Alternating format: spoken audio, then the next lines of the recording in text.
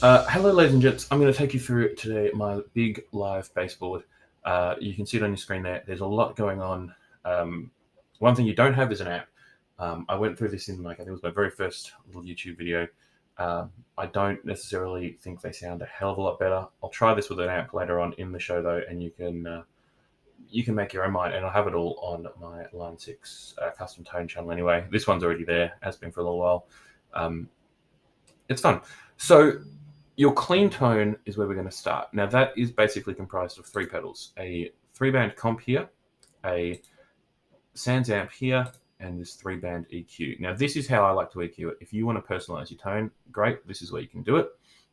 Essentially, you don't make a lot of noise down below 30 hertz anyway. You shouldn't be. So that's rolled off most of the way. The only reason I didn't cut off entirely is the low B string sits at around about 35, give or take, hertz.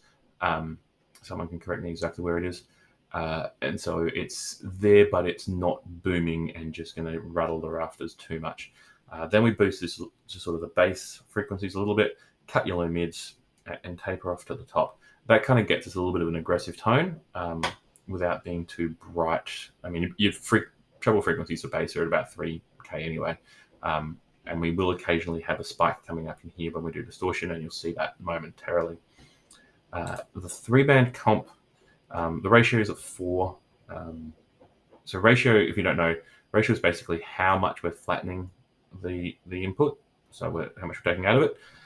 Then you've got on here a 3-band thing, so you've got threshold and gain for each one. So gain is like how much signal we're putting into each.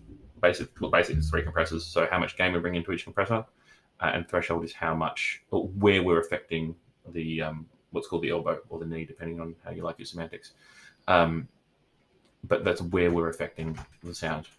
So, and then you get your crossover frequencies here. So that's how I've set it up. 220 hertz being pretty much everything below, really, this note. That's 220, A below middle C. And then 3K being my real top end. And that's where we're getting all the string noise and clang and all that kind of stuff. So you'll notice that I've got the threshold right back on that, and the gain fairly high by comparison to everything else.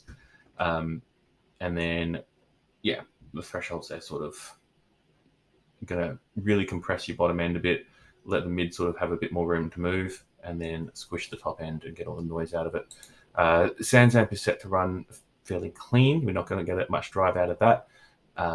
There's a little bit of slope off on the bass just because I think it can get a little boomy sometimes, but everything else in the EQ there is middle, sorry. Then we get into the fun stuff. So the first thing I'll show you is your big muff. I made a whole video on this, so if you missed it, you can find it somewhere. Essentially, it's based off of Big Muff Deluxe. So we've got a low cut, so a high pass filter, essentially, running into our big muff here. You can tell up a lot of effort into those distortion settings.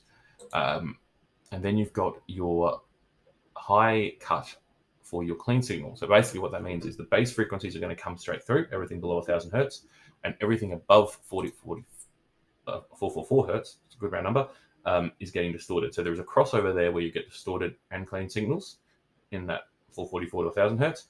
Everything below, purely clean, everything above, purely grit. The next thing I'll show you here is, this was my attempt at trying to build an alpha omega.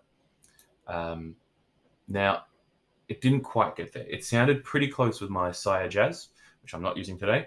Then I plugged this Stingray in when I got it, and it's just the world of difference. Like, you compare the alpha omega to this model of it with this bass, and it's hugely, hugely different. So it's not a good model. It is still a cool sound, and it's fun to have, and it's fun to use. So essentially, the alpha channel, what I tried to match was this EQ going into this Boss distortion pedal. And it, like I said, with the other bass, it sounded pretty close. With this one, not so much. The Omega signal, I tried to match with the therein distortion. You'll see the filter's up really high. It did get pretty close. Now, if you want to control your overall gain for your distortion, you can do it here. I do have an Obsidian here. It's just set to clean, so it's on off here. It's basically running as a little preamp for the distortion. But if you run the level up on this, that's going to run the gain up into these distortion signals. which is going to get you more drive. At the end of it is your 3-band EQ, and your 3-band EQ, I mean, I've sloped it like this. You can slope it however you like, frankly, but I've got a big bump, as I said before, about that 3000 hertz. I've got a high gain coming back to unity, and the lows for my sound, are rolled right off. You can do what you like with it, frankly. That's what it's for.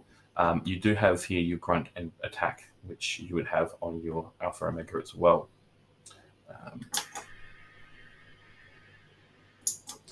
You've got a wah pedal here. Now, the thing about a wah, I should mention, this signal here is my clean blend.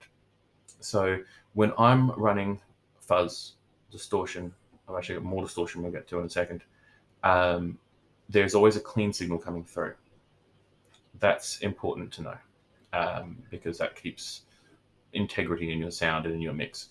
Now, when I run my wah pedal, I've got a mix in here as well, which is running about 60. But if that's coming in too, then you're really running around about 30%, which is actually enough, believe it or not. I've got a fairly tight sweep range here, only like 600 hertz. Seems to be enough for me. You could boost it up a little bit, but I think from memory, the 105Q goes to about 1.2 kilohertz, so it doesn't actually go up super high anyway. And I usually had the sweep rolled back a little bit anyway. Then here I've got a flanger. That's pretty standard. I don't think I changed anything on that, but that's fun to use with your distortion especially. I've also got a chorus here. The chorus will work for pretty much anything from 46 and 2 to continuum to the bridge section to Run to Paradise. If you ever had to play Run to Paradise, you know the bit I'm talking about. I did mention I've got more distortion. This is just a light drive here, and that's going to get me just a little bit of grit and a little bit of aggressiveness when I need it without really reaching for that Alpha Omega, like full-on distortion sound. I've got a mutant filter here. That's going to be handy for just anything kind of funky. So Psycho Sexy, I Feel Good, all of them. It's just good. It's good fun. And finally, at the end here, we've got a little bit of reverb, and that's cool for some just kind of noodly melodic stuff. You could also, in fact, I've got room. I will do this. You come here. You come here. And you can have more reverb. Let's just get a dynamic room in there. And get the mix down to like 10. There you go. The other thing that I do have here is the Boctava. Now, I've just changed this over. I did have the simple pitch on there, but the Boctava is just plain cool. So that is now my octave effect, and that is my 3.5 upgrade, as well as this reverb, which is now just going to stay on the whole time. So let's have a listen through to some sounds and see how we go.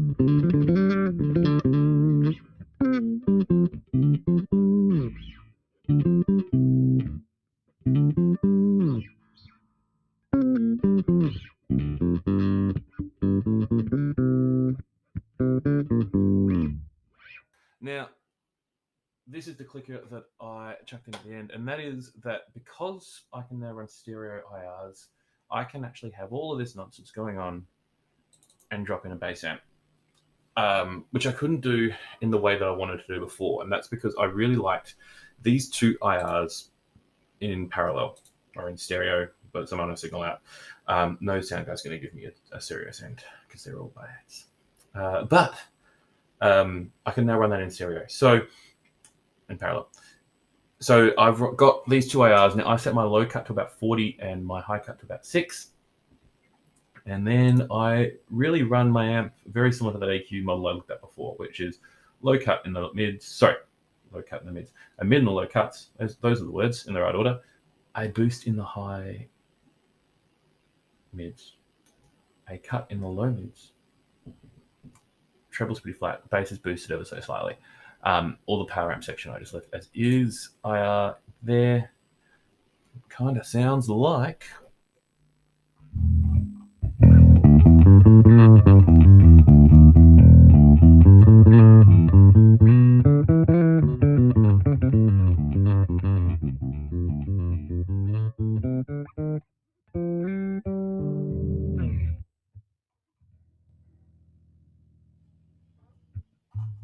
Nice and meaty. So I'll be using that for my next covers gig, which is going to be all kinds of just everything. Bruno Mars and Alanis Morissette, Rage Against the Machine, Metallica, anything we have to play. All kinds of random shit. It's going to be great. But that's what I'm going to use for it. I'm going to have some fun. Not with all those songs, but with most of those songs. Thank you very much, and good night.